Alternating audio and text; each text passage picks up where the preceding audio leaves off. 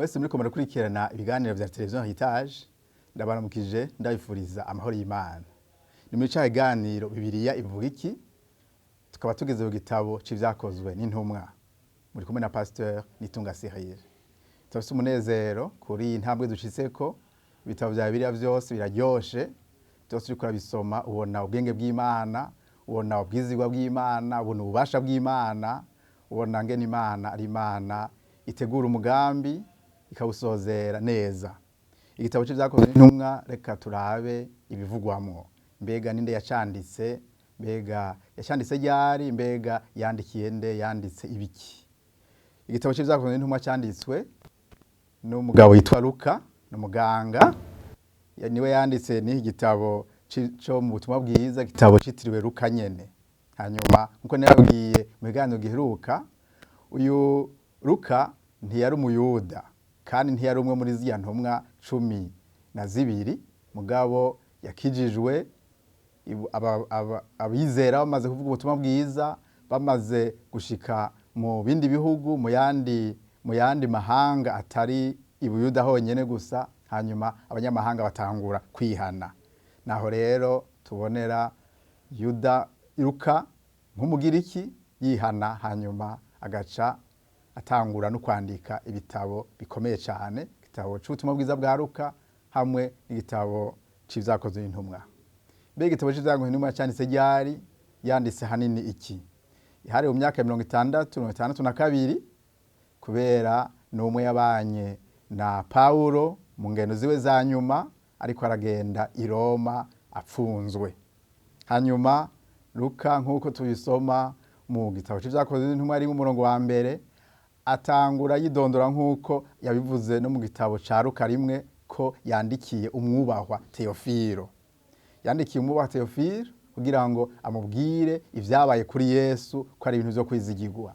Rero ntagarukiriza gusa ku vyabaye kuri Yesu, aca yandika n'ingene intumwa za mbere zabayeho.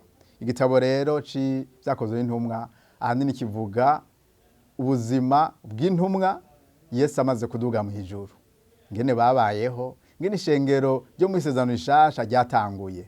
Rero ni igitabo kiryoshe cyane, kitubwira kahise kadasanzwe.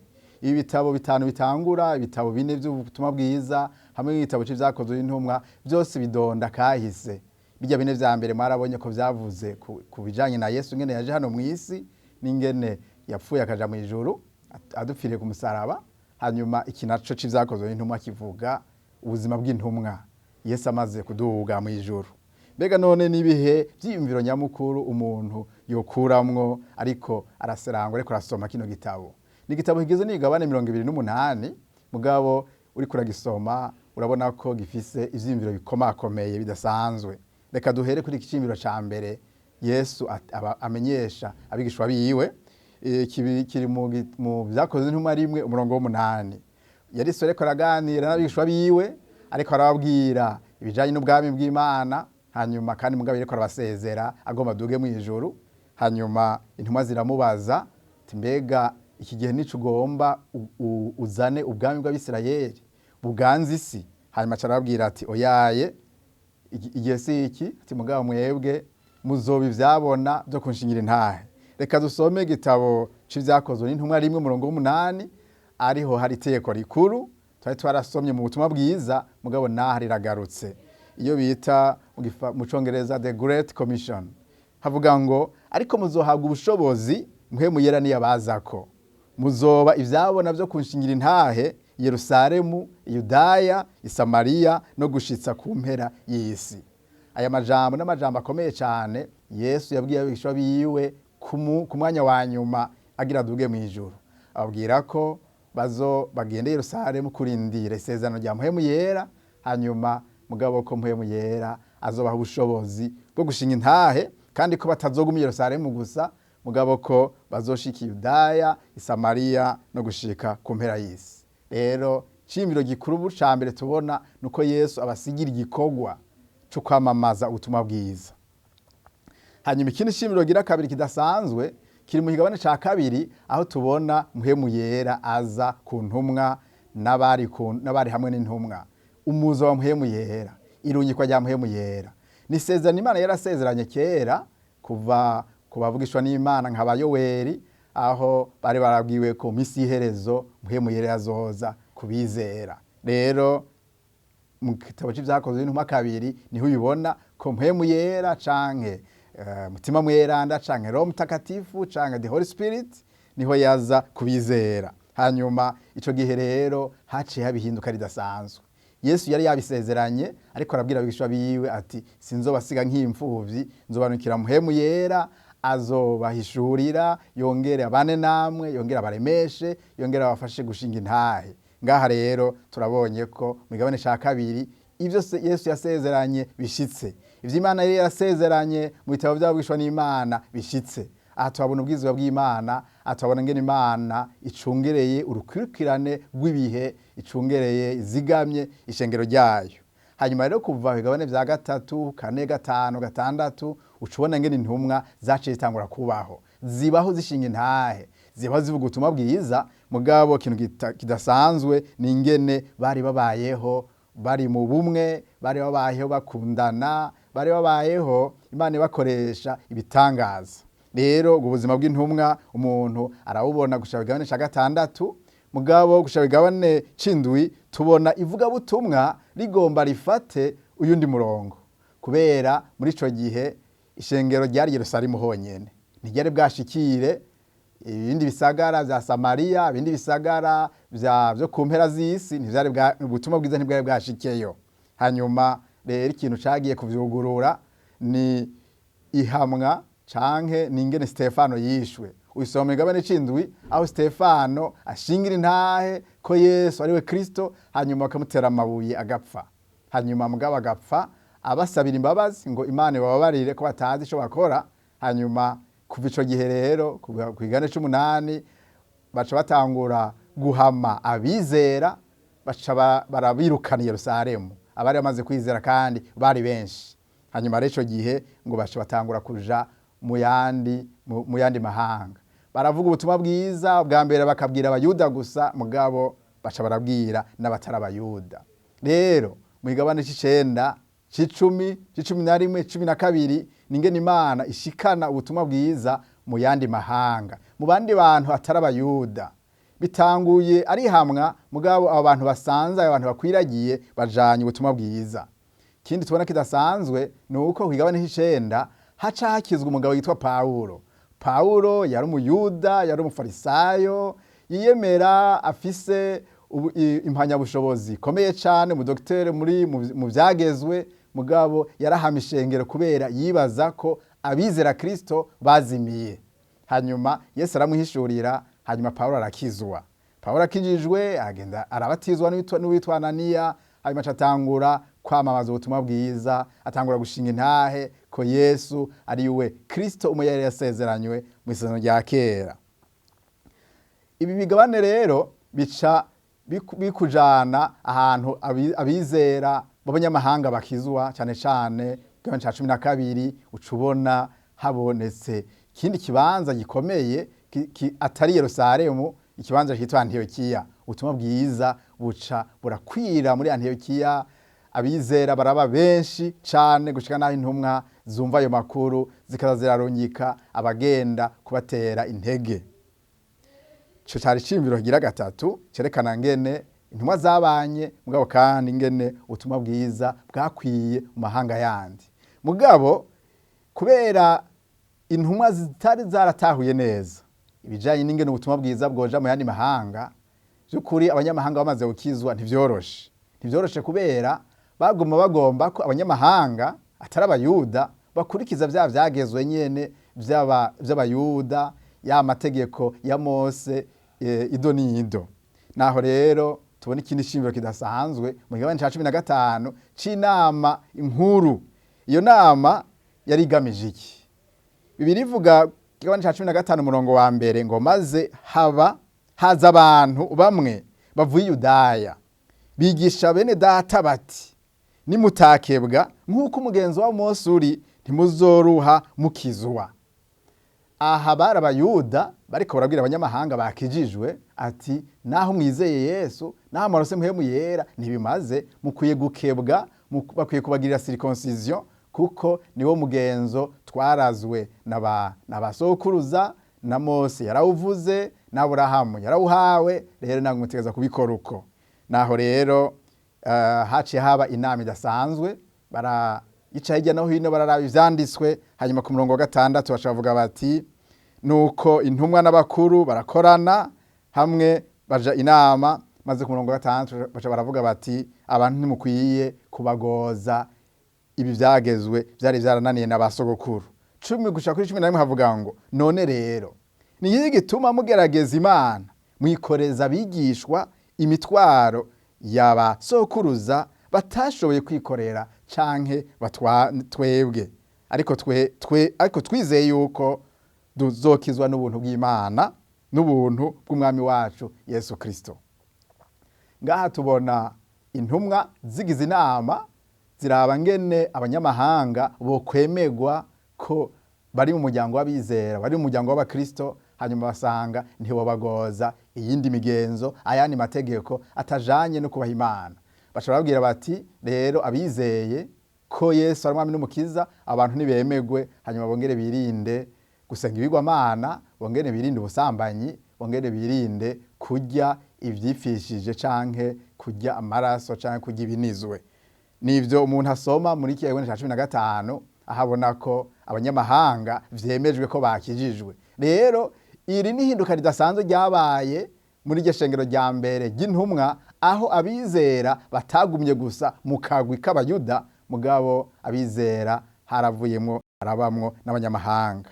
Rero nigitangaza, agakiza saka abayuda gusa, agakiza n'akabantu bose. Hariho umurongo udasanzwe w'Ikigabane ca 4 umurongo wa 12 aho havuga ngo abizera ngo ko nta rindi zina twahawe mw'isi dukwiye gukirizwamwo atari izina rya Yesu Kristo. Iryo zina rero niryo amahanga yose akirizwamwo. Ico cari cimviro ca 4 kidasanzwe cerekana ngene ubutumwa bwiza bwakwiye mu mahanga, n'ingene inama yabaye hanyuma ikavyemeza ko vy'ukuri abanyamahanga nabo nyene bagenewe kwakira agakiza. Ikindi cimviro gikomeye ni ingene rero ubutumwa bwiza bwaciye bukwiragira mu bindi bihugu. Aha igitabo c'ivyakozwe n'intumwa kuva mu Kigabane ca 13 gica gitangura kudondagura ingendo mvugabutumwa Paulo yagize, les voyages missionnaires Paulo yagize ingendo nyamukuru zitatu, n'ugwa kane rwamushikanye i Roma apfunzwe aboshwe. Hanyuma ubutumwa bwiza buca rero buramamara mu bihugu vyose. Ico gihe Paulo yagenda i Roma, ahubwo yari afise umugambi wo gushika muri Espagne, kandi Espagne hari ku mpera y'isi ugereranije nuko Amerika itari bwabeho n'ibindi bihugu nka vya Oceani, mugabo hari Aziya, hakaba Afrika, hakaba n'Uburaya. Rero ubutumwa bwiza bwari bwashitse muri iyo micungararo. Mbega none umuntu ariko arasoma kino gitabo n'ibihe vyigwa nyamukuru yo kuramwo, nariko ndabereka ivyimviro nyamukuru birimwo, nariko ndabereka uriko uragisoma ngene igitabo kiryoshe ugisoma mugabo ufise ico gicapo kinini, ngene mpwemu yera akoresha intumwa, hanyuma Imana ikabakoresha ibitangaza, ubutumwa bwiza bugakwira mu bantu benshi. Mugabo ivyigwa nyamukuru umuntu yokura mu cigwa ca mbere nuko vy'ukuri agakiza kabonegwa mu izina rya Yesu Kristo. Ntahandi agakiza kari atari muri Yesu. Intumwa zarashinze intahe ziremeza neza ko muri Yesu Kristo ari abantu bankira agakiza. Muri kino gihe nimba hari ubutumwa wari umaze kumva ubwira ko hari irindi zina ryoshobora kuzana agakiza, ni kinyoma, mugabo izina ryonyene twahawe munsi y'ijuru ryo gukirizwamwo ni rya Yesu Kristo. Izo isoma mu gitabo c'ivyakozwe n'intumwa 4 umurongo wa 12. Kindi kintu kigira kabiri dukwiye kwigamwo ni ingene abakijijwe babana. Abakijijwe turabisoma mu Kigabane ca 2 umurongo wa 42 na 47, aho vy'ukuri abakijijwe barangwa n'urukundo, barangwa n'ubumwe, barangwa no gusenga, barangwa no gushishikara ivyo intumwa zigisha. Ivyo bintu bine birakomeye kubera abantu b'Imana abizera ivyo bitakaje boba bacitse nk'uyundi mugwi wari wose. Mugabo abantu bashimikira babandanye ivyo intumwa zigisha bagasangira ijambo ry'Imana, bakongera bagasangira umutsima bibuka ngene Yesu yabambwe, hanyuma bakongera bakagendera mu bumwe n'urukundo bagashingira intahe Kristo, by'ukuri uyo niwo muhari w'abizera, nivyo biranga abakijijwe. Ikindi cigwa hagira gatatu naco kidasanzwe ni ingene mpwemu yera yatanzwe. Mpwemu yera yasezeranywe kera yaratanzwe kubizera bose. Nivy'ukuri muri kino gihe hariho abantu bagomba kuyobagiza abantu, bakagomba kubereka ko batararonka mpwemu yera kubera hariho ibimenyetso kanaka batariko baribonako, nk'ibimenyetso vyo kuvuga mu ndimi zindi n'ibindi. Mugabo Yesu yarasezeranye ko abazomwizera bakitondera ivyagezwe vyiwe ngo Imana Data izogerera muri bo. Rero uwizera Yesu by'ukuri mpwemu yari muri we, mpwemu yari muri we. Hanyuma ikiza kumuranga Yesu yavuze ni vyamwa, azorangwa na kamere gahindutse kuva mu ngeso mbi no kugenda agorokera Imana. Hanyuma hariho n'ingabire za mpwemu yera zizomubonekako. Hanyuma ni vy'ukuri imwe mu ngabire za mpwemu yera cyane cyane mu mashengero y'aba Pentecote bashira imbere ni kuvuga mu ndimi. Hanyuma iyo rero mugabo ni ingabire imwe mu zindi, kandi iyo abantu bayishize hejuru cyane Satani aca yigana, abantu bagashangura kwivugisha canke bakavugisha n'ibintu bitari ivyo, mugabo ingeso zabo zitahindutse. Rero ikimenyetso ntabanduka c'uwizeye nuko yama ivyamwa bigaragaza ko afise mpwemu yera, kandi ivyamwa vya mpwemu yera biragaragara, birahari. Hari uguhinduka kudasanzwe kuba mu bizera, hari urukundo, hari umunezero, hari amahoro, hari ukwihangana, hari ubugwaneza, hari ingeso nziza n'ibindi. Ico rero cari ikindi cigwa kidasanzwe cerekana ngene twahawe mpwemu yera kandi yagenewe abizera bose. Hanyuma ikindi twokwigamwo cigwa kindi kidasanzwe ni ingene usomye cyane cyane ku Iyagabene ca 15 ni ingene iyo abantu babana ibibazo bitabura mu bantu. Ico gihe kuri 15 twabonye ingene habaye ibibazo, abantu baratata, baravuga bati abo bizera bashasha ntitubemera, batabakevye, batabagiriye circoncision. Abandi bati nabo bizeye mpwemu yera yabaye muri bo, reka tubemere. Rero amatati ntumenye ico avuyeko mu kibano, mu bantu babana. Mugabo ingene abantu batatura amatati birashobora kubatuma basubira inyuma, birashobora kubatuma bononekara, canke birashobora kubatuma ahubwo batera imbere.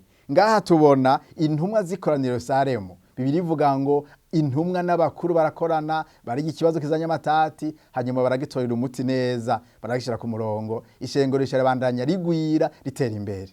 Rero nimba ho mubaye hari amatati kanaka, kuyicarira mukayiga mukatorera inyishu bizotuma mutera imbere. Mugabo ubundi amatati abahinga bavuga bati amatati si mabi kandi si meza, uyatatuye nabi aragusambura, utayatatuye arakurindira, mugabo yatatuye neza uratera imbere. Hanyuma ikindi cigwa tubona kidasanzwe muri kino gitabo c'ivyakozwe n'intumwa nuko Imana igikora ibitangaza. Imana irakora ibitangaza, turabona ko Imana yakoreje ibitangaza cyane intumwa, ingene bamamaza ubutumwa bwiza, hanyuma Imana ikabakoresha ibikomeye, abantu bagakira ingwara, abantu bakabohoka, impwembi zigahunga mu bantu, hanyuma abantu by'ukuri bakabona ko ubwami bw'Imana atari ubw'amajambo gusa, mugabo burarangwa n'ibimenyetso, burarangwa n'ibitangaza. Rero igitabo c'ivyakozwe n'intumwa uriko uragisoma by'ukuri ni igitabo kiryoshe. Igitabo kiryoshe ikwereka ingene ishengero rya mbere ryo mu isezerano rishasha rya shengero rifise ubuzima rishingira intahe Kristo, kandi burya ivyanditswe bari bafise byari isezerano rya kera, kubera isezerano rishasha ntiyari bwandikwe, niyo bariko bararyandika, hanyuma vyagiye kwegeranywa baza baramaze gupfa. Mugabo tubona Imana bakoresha ibitangaza, bashinga intahe Kristo, bavuga ko Kristo ari we mwami twategerezwa, twari turindiriye, Mesiya twari turindiriye. Rero nimba intumwa zaramushingiye intahe, abantu bakizera, n'uyu munsi nico duhamagariwe gushinga intahe Kristo. Reka muri kino kiganiro twibaze ku tubazo dutatu. Nutubazo dukunze kugaruka mu bizera, reka tuduceho gatoya kuko nabasezeraniye muri kino kiganiro iyo duseranguye igitabo tukabona hariho ibibazo cishura turabicako. Eka ikibazo ka mbere tukabaze kavuga uku: mbega ikimenyetso c'ufise mpwemu yera ni ikihe? Mbega ikimenyetso c'ufise mpwemu yera ni ikihe? Nari nabiciyeho gatoya ingene abantu bashobora kwitiranya ati rero umuntu afise mpwemu yera ni umuntu avuga mu ndimi. Mugabo ico kimenyetso ntikimaze, ntikikwije kubera na Satani arashobora kuvuga mu ndimi. Jewe narabanye n'abanyavyaha binyegeje mw'ishengero bavuga mu ndimi, bavugishwa, bakavuga ngo niko warahagize, bimwe bikaba ibindi ntibibe, kubera na Satani arashobora kwigana ibintu vyo kuvuga mu ndimi, ibintu vyo kuvugishwa. Mugabo ikimenyetso ntabanduka c'umuntu yuzuye mpwemu yera n'uguhinduka. Ni kamere gahindutse aho wenyine avuga ati imbere yuko Yesu aza muri jewe nari umuntu w'amanyama, nari umuntu w'ishavu, nari umuntu w'ugwanko, nari umuntu w'ishari, nagendera mu yigwamana, nari umusambanyi, nari umunyangeso mbi. Hanyuma Yesu arampindura kubera ubushobozi bwa mpwemu yera. Rero ikimenyetso c'ufise mpwemu yera n'uguhinduka. Hanyuma ikindi kimenyetso arico intumwa Yesu yari yarababwiye ati mpwemu yera azoza kuri mwebwe munshingira intahe. Rero ikindi kimenyetso cerekana ko umuntu yuzuye mpwemu yera ni ubushizi bw'amanga bwo gushinga intahe Kristo, ni ukudatinya gushinga intahe Kristo. Kandi ivyo ntibisaba kuvuga mu ndimi, oya, ivyo bisaba kwizera Yesu, ivyo bisaba gukunda Yesu hamwe umugumako, no mu gihe abandi baba bariko barabesha, no mu gihe abandi bariko baratanga ibiturire, no mu gihe abandi baba bariko barirukanga bibanezereza, wewe ugashingira intahe Yesu ko ari umwami wawe kandi ko umugumako uko biri kose. Hanyuma reka ico kibazo ca mbere tubigeze ngaho. Ikimenyetso ca mpwemu yera no guhinduka, ikimenyetso ca mpwemu yera no gukunda Yesu no kumushingira intahe aho ubaye. Kini kibazo gira kabiri ni kibazo kivuga kiti mbega Imana iracakora ibitangaza. Hariho abashobora kwibaza bati mbega none ibitangaza turiko turasoma mu gitabo c'ivyakozwe n'intumwa uyu munsi biracakoreka? Ngo ndababwire vy'ukuri, muramaze kuyibona mu bikorane bimwe bimwe abakozi b'Imana bashobora kuvyitegurira cane, bagafata umwanya wo gusenga, hanyuma bagakoresha ibikorane, Imana ikabakoresha ibitangaza. Nkiri muto narabaye mu bikorane vy'uwitwa Moses Korora, uyu yaramaze gupfa, mugabo narabona ngene afata umwanya mayinga biri gusenga, hanyuma akaza kugirisha ibikorane vy'imisi 3. Muri ico gihe vy'ukuri Imana yarakoresha ibitangaza, yaramukoresha ibitangaza.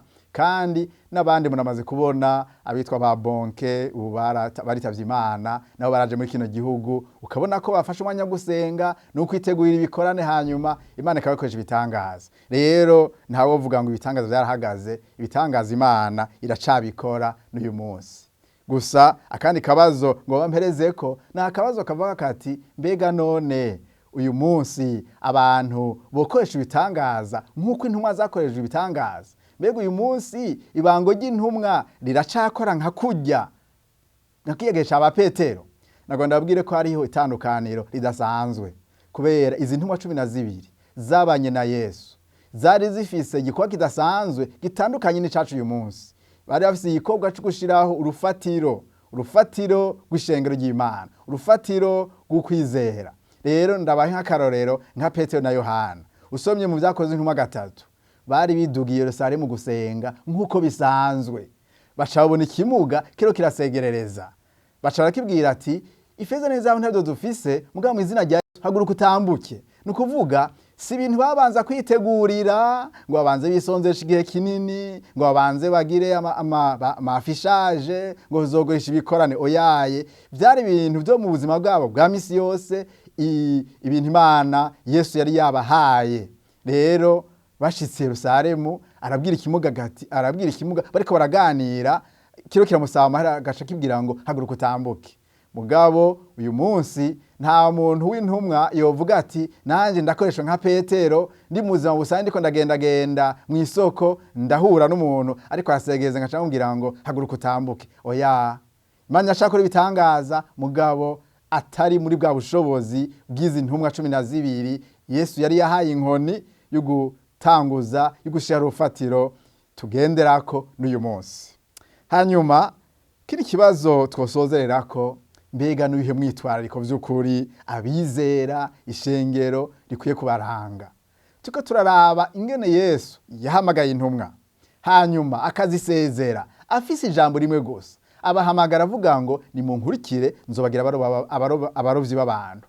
Mugabo kandi mu kubasezera akabasezera ababwira ati muzohabwa ubushobozi, mpwemu ya niyo bazako, muzonshingira intahe, Yerusalemu, Yudaya, Isamariya no gushika ku mpera z'isi. Umwitwariko Yesu afise ni uko ubutumwa bwiza bukwira mu mahanga yose, bukwira mu baremwe bose. Uwo ni umwitwariko wa mbere uhari. Rero ishengero ry'Imana ni umwitwariko rihamagariwe.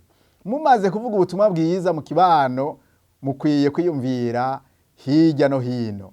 Aha Yesu ariko aravuga ngo mugende Yerusalemu, mugende Samariya, mugende mu mpera z'isi. Ariko aravuga mugende mu yindi mico mudasangiye, imico ya hafi n'imico ya kure. Rero ni uyu muhamagaro w'ishengero, ni uyu muhamagaro abizera duhamagariwe. Rero uriko urasoma igitabo c'ivyakozwe n'intumwa, ubona umugambi w'Imana udasanzwe ko ubutumwa bwiza budategerezwa kuguma i Yerusalemu gusa, ko abizera batategerezwa kuguma mu Buyuda gusa, mugabo bakwiye gushika, abizera bakwiye no kuboneka mu yandi mahanga. Turashima Imana rero ko natwebwe abarundi ubutumwa bwiza bwadushikiriye. Haraheze n'ivyo kinjana kimwe ubutumwa bwiza bushitse, kandi twahawe ubutumwa bwiza bwa Yesu Kristo, kubera twahawe ijambo ry'Imana, tongera tubwirwa Kristo yabambwe. Rero ubutumwa si ubw'abazungu, oya, ubutumwa ni ubwa Yesu Kristo. Ubutumwa si ubw'abanyamerika, kubera iki gihe Amerika ntiyari bwanabeho. Ubutumwa bwiza ni ubwa Yesu Kristo, ubutumwa bwiza ni ubw'Imana, Imana muri ijuru n'isi. Kandi nk'uko ikiganiro twagitanguye twerekana ngene isezerano rya kera ryerekeje kuri Kristo. Uyu Kristo niwe ariko aravugwa, uyu Kristo niwe atanze mpwemu yera, kandi uyu Kristo niwe ategeza kwamamazwa mu mahanga yose. Nuko reka dusozere kino kiganiro cacu dushimira Imana ingene ariyo kwizigirwa yatanze mpwemu yera. Dushimira Imana ingene ariyo kwizigirwa yahaye ibanga intumwa. Intumwa zirandika ibitabo bigize isezerano rishasha, kugira ngo ntitujuragirike canke ntitugire umwitwariko wo kwandika ibindi bitabo. Oyaye, ibitabo bigenga ishengero, ibitabo bigenga abizera vyaraheje kwandikwa. Ibindi biza bisobanura, bishimangira, vyerekana kumbura insobanuro y'ibiza vyaranditswe, ariyo Bibiliya yera. Nuko rero ni igitabo c'ivyakozwe n'intumwa, igitabo kiryoshe kivuga kahise, mugabo kandi kitwereka ngene mpwemu yera yatanzwe kubizera bose. Reka rero dusenga Imana kugira ngo mpwemu yera abandanye aganza mu bizera, hanyuma ubutumwa bwiza burushirize gukwira no mu mahanga. Turaguhaye icubahiro Mana Data wa twese, tugushimiye kuri wo kwizigirwa watanze mpwemu yera. None Mwami turasenze ngo abizera ubahe kunywana, kuzurana mpwemu yera, barongogwe nawe. Kandi nkuko akora ibitangaza, ndasenze kugira ngo ugendera abantu bafite ibibazo bitandukanye, Mana bahure n'ubushobozi bwawe, bakira igitangaza gitanzwe nawe. Turagushimiye kandi ko ubutumwa bwiza buriko buravugwa, turasenze kugira ngo bwamamare mu mahanga menshi. Tugushimiye ko ni televiziyo Heritage arico ijejwe kwamamaza ubutumwa bwiza mu mahanga. Urakoze Mwana. Reka amahanga yakira ubutumwa bwiza, abantu bakwizere kuri Umwami muremyi w'ijuru n'isi. Turaguhaye icubahiro, tugushimira kuri Imana iganje mu izina rya Yesu Kristo. Amen.